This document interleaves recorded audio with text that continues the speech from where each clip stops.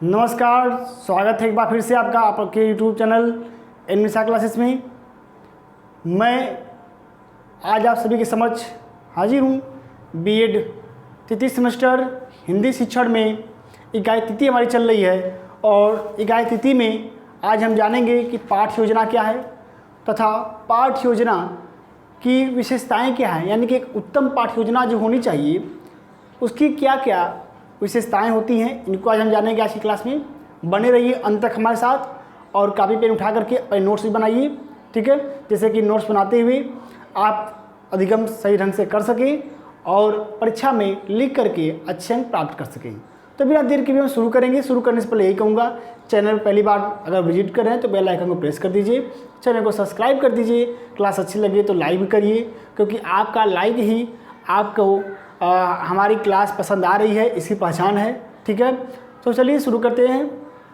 सबसे पहले हम जानेंगे पाठ्य योजना किसे कहते हैं, ठीक है, यानी कि पाठ्य योजना को अंग्रेजी में लेसन प्लान भी कहते हैं, ठीक है। तो देखिए पाठ्य योजना कहते किसे, सबसे पहले इसकी हम कुछ परिभाषाएं लिखी हैं, इसके बारे में लिखे हुए हैं। परीक्षा में यह प्रश्न पाठ्य योजना क्या है या पाठ्य योजना की विशेषताएँ क्या है, यह लघु उत्तरी में जरूर आता है, ठीक है। और विशिष्ट तरी में प्रश्न पूछता है कि एक कक्षा 8 के लिए, ठीक है, कक्षा 8 हिंदी विषय के लिए आप एक पाठ्य योजना का निर्माण करिए। लॉन्ग में ये पूछेगा और शॉर्ट में जरूर पूछता है कि पाठ्य योजना क्या है या एक उत्तम पाठ्य योजना की क्या विशेषताएं होनी चाहिए, लिखिए, ठीक है। इसीलिए मैं यहाँ पे लिख दिया हूँ विधिवत, ताकि अपने नोट्स में लिख सकें। सबसे पहले देखिए क्या होता है पाठ्य योजना।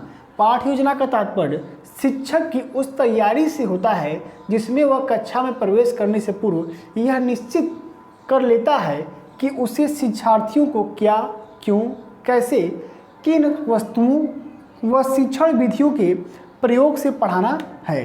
ध्यान दीजिएगा, जैसा कि आप सभी जानते हैं, हमने मनोविज्ञान पढ़ाया था आपको बीएड प्रथम सेमेस्टर में कि 3 अवस्थाएँ होती हैं शिक्षण की, ठीक है, 3 स्टेज हैं। पहला क्या है पूर्व क्रियात्मक अवस्था, दूसरा है अंतर क्रियात्मक अवस्था, ठीक है, और तीसरा होता है उत्तर क्रियात्मक अवस्था, यानी कि जो शिक्षक जो होता है वह कक्षा में जाने से पूर्व जो तैयारियां करता है उसे हम पूर्व क्रियात्मक अवस्था के अंतर्गत रखते हैं, ठीक है, या पूर्व शिक्षण अवस्था के अंतर्गत रखते हैं, ठीक है। फिर होता है अंतर शिक्षण अवस्था, यानी शिक्षक जो होता है जो कक्षा के अंदर जा करके जो शिक्षण कार्य करता है वो अंतः शिक्षण की अवस्था में आती है। और उत्तर शिक्षण की अवस्था जो होती है वह शिक्षक पढ़ाने के बाद जो बच्चों का मूल्यांकन करता है वह उत्तर शिक्षण की अवस्था में आता है। तो हम पहले बात करेंगे पूर्व शिक्षण अवस्था, ठीक है। तो पूर्व शिक्षण अवस्था का मतलब है कि टीचर जो भी पढ़ाने से पूर्व तैयारी करता है उसे हम कहते हैं पूर्व शिक्षण अवस्था। तो यहाँ पे भी यही चीज़ कह रहा है कि पाठ्य योजना का तात्पर्य शिक्षक की उस तैयारी से है जो वह कक्षा में प्रवेश करने से पूर्व, यानी कक्षा में प्रवेश करने से पूर्व मतलब क्या है कि जो लेसन प्लान बना रहे हैं वह क्या है, वह पूर्व शिक्षण अवस्था के अंतर्गत आता है, ठीक है। तो कह रहा है कि वह कक्षा में जाने से पूर्व क्या करता है, यह निश्चित कर लेता है कि वह अपने शिक्षार्थियों को क्या पढ़ाएगा, क्यों पढ़ाएगा तथा कैसे पढ़ाएगा, और अगर पढ़ाएगा भी तो किन वस्तुओं के माध्यम से पढ़ाएगा और किन शिक्षण विधियों का प्रयोग करके वह पढ़ाएगा, इस सब का निर्धारण वह अपने पाठ्य योजना में कर लेता है। इसीलिए वह पाठ्य योजना का निर्माण करता है, ठीक है। आगे देखिए पाठ्य योजना शिक्षक के शिक्षण कार्य हेतु पूर्व तैयारी, यहाँ पहले लिख ही दिया कि पाठ्य योजना क्या है, शिक्षक के शिक्षण कार्य हेतु पहले से की जाने वाली तैयारी है जिससे वह कक्षा में प्रवेश करने से पूर्व अपने सभी क्रियाकलापों को लिख लेता है, क्योंकि लेसन प्लान बनाते क्या करते हैं, लिखते तो हैं, ठीक है, लिख लेता है कि मैं क्या क्या आगे करना है। उसके बाद बालकों का पूर्व ज्ञान क्या है, यानी बालक पहले से कितना जानते हैं इनको भी वह तय कर लेता है। इसके बाद इसे किस प्रकार पढ़ाया जा सकता है, ठीक है, इसे किस प्रकार जाना जा सकता है, यानी वही पढ़ाया जा सकता है बच्चों को, इनका निर्धारण करता है। इसके बाद कौन सी पाठ्य वस्तु को पढ़ाना है, यानी कौन से मैटर को, कौन से टॉपिक को पढ़ाना है, इसका भी वो निर्धारण कब करता है, जब वह पाठ्य योजना का निर्माण करता है तब, ठीक है। आगे देखिए, आगे है कि शिक्षण के उद्देश्य क्या है, क्योंकि हर जो भी शिक्षण किया जाता है उसके उद्देश्य होता है। जैसा मैंने बताया कि पद्य शिक्षण के उद्देश्य, गद्य शिक्षण के उद्देश्य, व्याकरण शिक्षण के उद्देश्य। उसी तरह शिक्षण के उद्देश्य क्या है, इसके बाद किस सहायक सामग्री का प्रयोग करके पढ़ाना है, ठीक है, इसका भी निर्धारण वो कर लेता है।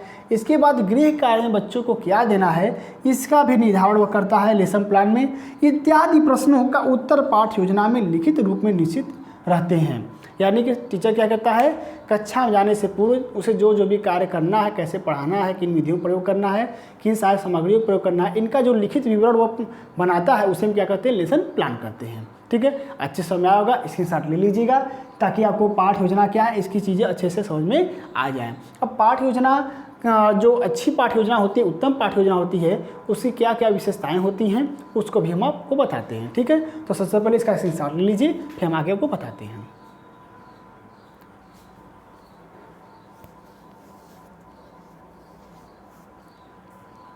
चलिए, हो गया होगा, ठीक है, इरेज कर लेता हूँ।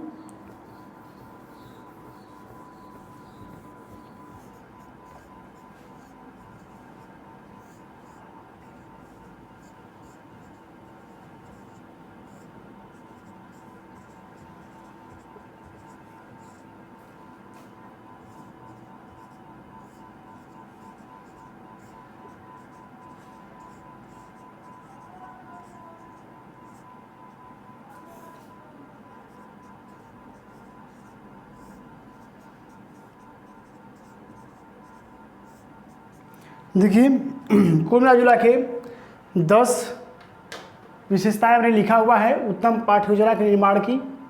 ठीक है, इन 10 के बारे में मैं आपको बता देता हूँ थोड़ा थोड़ा, बाकी तो आप समझदार हैं ही, आपको समझाने की जरूरत है नहीं। ठीक है, तो सबसे पहला हमारा है कि पाठ्य योजना का स्वरूप लिखित होना चाहिए, यानी कि जो पाठ्य योजना हो वह क्या हो, वह लिखित होनी चाहिए। ठीक है, अगर पाठ्य योजना लिखित नहीं है तो वह पाठ्य योजना नहीं कहलाएगी। ठीक है, क्योंकि मौखिक रूप से किसी पाठ्य योजना का निर्माण नहीं किया जाता है। आगे देखिए, पाठ्य योजना के उद्देश्यों को स्पष्टतया लिखा होना चाहिए, यानी पाठ्य योजना के जो उद्देश्य हैं, जैसा मैंने आपको बताया कि एक सामान्य उद्देश्य होता है, एक विशिष्ट उद्देश्य होता है। ठीक है, तो ये जो सामान्य उद्देश्य क्या है उस पाठ्य योजना के, उस पाठ्य योजना के विशिष्ट उद्देश्य क्या हैं, इन दोनों के बारे में क्रमशः उसमें लिखा होना चाहिए।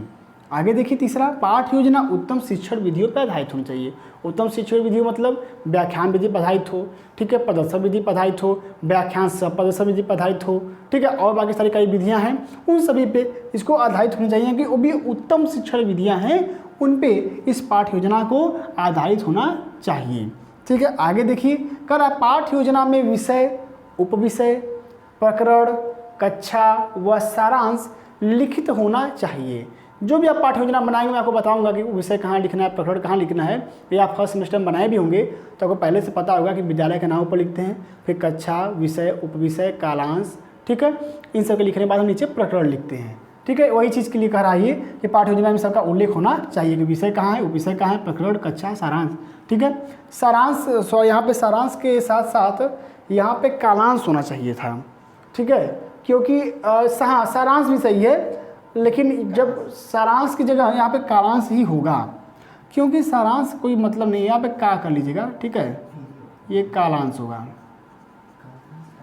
ठीक है, कालांश यानी कि जो अवधि कालांश होगा, उसके बाद जो अवधि होती है कितनी देर के लिए होता है वो इसमें सम्मिलित होना चाहिए, लिखित होना चाहिए।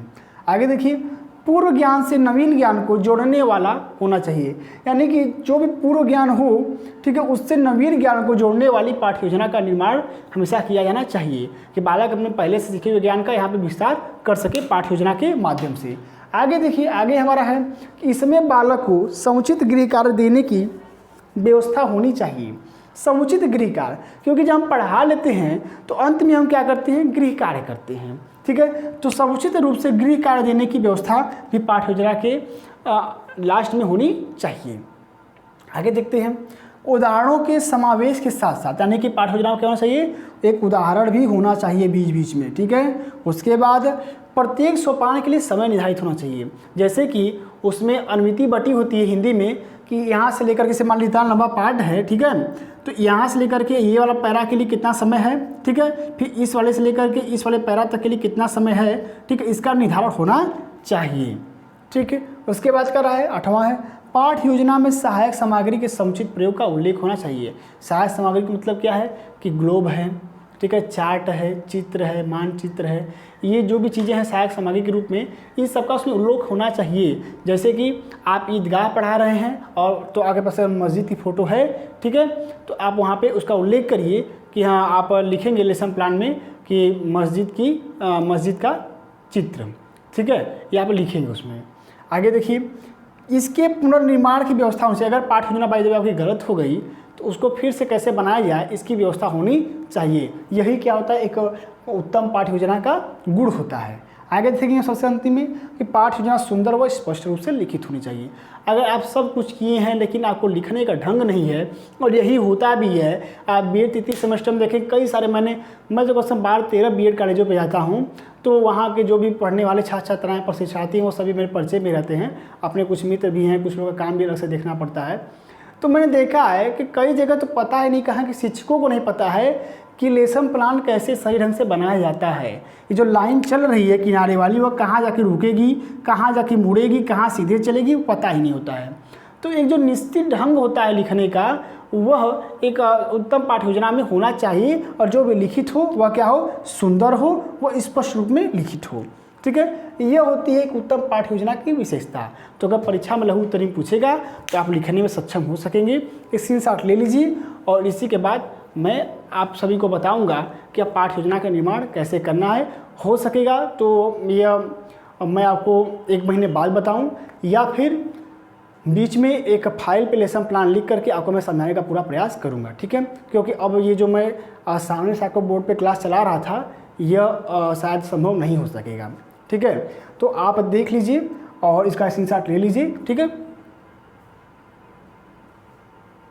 ठीक है, स्क्रीनशॉट हो गया होगा। तो अब मिलते हैं अगली क्लास में फाइल पे लिखे हुए लेसन प्लान के साथ। मैं आपको रिकॉर्ड करके एक फाइल पे अच्छे से आपको समझाने का प्रयास करूंगा, ठीक है। इसी के साथ मैं नीतीश मिश्रा आप सभी से विदा लेता हूं। धन्यवाद।